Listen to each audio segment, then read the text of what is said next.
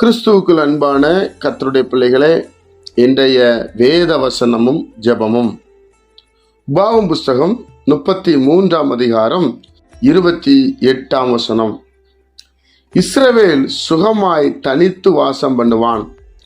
யாக்கோப்பின் ஊற்றானது தானியமும் திராட்சை ரசமும் உள்ள தேசத்தில் இருக்கும். அவருடைய வானமும் பனியை பெய்யும். என் அன்பு கர்த்தருடைய பிள்ளைகளே, இஸ்ரவேல் சுகமாய் தனித்து வாசம் பண்ணுவான். தேவனுடைய பிள்ளைகளே, ஒரு விசேஷித்த ஒரு கரம் இஸ்ரவேல் மேல் இருக்கும். இஸ்ரவேல் என்றால் யாக்கோப்பை கர்த்தர் இஸ்ரவேலாய் மாற்றினார்.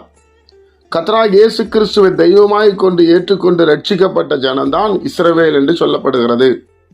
அப்ப இஸ்ரவேல் என்றால் ஒரு நாடு மாத்திரமல்ல, இஸ்ரவேலாய் வாழுகிறவர்கள், தேவனுக்கு பிரியமான காரியங்களை செய்கிறவர்கள். அவர்கள் எப்பவுமே சுகமாய் தனித்து வாசம் பண்ணுவானாம். ஏன்னா அந்த தெய்வம் அவர் அந்த இஸ்ரவேலை நடத்துகிறவராய் இருக்கிறார். யாக்கோப்பின் ஊற்று ஆசீர்வாதம் தானியமும் திராட்சை ரசமும் உள்ள தேசத்துல இருக்கும். அவருடைய வானமும் பனியை பெய்யும். தேவனுடைய பிள்ளைகளே, ஒரு ஆசீர்வாதமான ஒரு காரியத்தை நாம் பார்க்க முடிகிறது. சுகமாய் தனித்து வாசம் பண்ணுவான் என்று சொன்னால், கர்த்தருடைய பிள்ளைகளே, சாட்சியினாலே ஆண்டவரே, நம்ம கர்த்தருடைய பிள்ளைகளே, நமது ஆண்டவராய் இயேசு கிறிஸ்து மரணத்தை ஜெயித்தவர். இஸ்ரவேல் ஜனங்கள் யாரெல்லாம் அவரை நம்புகிறார்களோ அவர்களுக்கு அவர் ஆசீர்வதிக்க உண்மையிலவராய் இருக்கிறார். அவரும் ஒரு தெய்வம் என்று சொல்லுகிறவர் அல்ல, அவரே தெய்வம். இவர்தான் எங்களை ரட்சிப்பார், இவர்தான் எங்களை பரலோகராஜ்யம் கொண்டு போவார், இவர்தான் ஆண்டவராய் இயேசு கிறிஸ்து தான் என்று எந்த மனிதர்கள் டிக்ளேர் பண்றாங்களோ சொல்றாங்களோ அவங்களுக்கு கர்த்தருடைய பிள்ளைகளே சுகமாய் இருப்பாங்க, தனித்து இருப்பாங்க.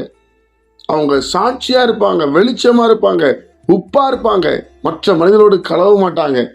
தேவனுடைய பிள்ளைகள், கர்த்தருடைய நாமத்தினாலே வளர்கிற பிள்ளைகள், கர்த்தரை தெய்வமாய் கொண்ட ஜனம் அப்படி இருக்கும் என்று வேதம் சொல்லுகிறது.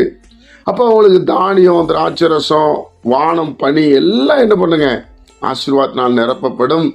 தேவன் அவர்கள் நடத்துவார். தேவன் மெய்ப்பராயிருப்பார்.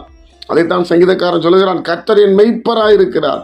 நல்ல கர்த்தருடைய பிள்ளைகளை இஸ்ரவேலாய் வாழ ஒரு தகப்பன் தன் பிள்ளைகளை ஆசீர்வதிக்கும் போது சொன்ன காரியங்கள், பிதாவாகிய தேவன் தம்முடைய பிள்ளைகளை ஆசீர்வதிக்க சொன்ன காரியங்கள். அதனால இஸ்ரவேல் சுகமாய் தனித்து வாசம், தனியா தெரிவான். அவனிடத்துல அன்பு வெளிப்படும், பாசம் வெளிப்படும், சாட்சி வெளிப்படும், மற்றவர்களுக்கு ஹெல்ப் பண்ணுவாங்க, உண்மையா இருப்பாங்க, தாழ்மையா இருப்பாங்க. தேவனுடைய பிள்ளைகளே, அதைத்தான் வேதம் சொல்லுது. அப்படி இருந்தா நீங்க இஸ்ரவேலர். ஜெபிப்போமா?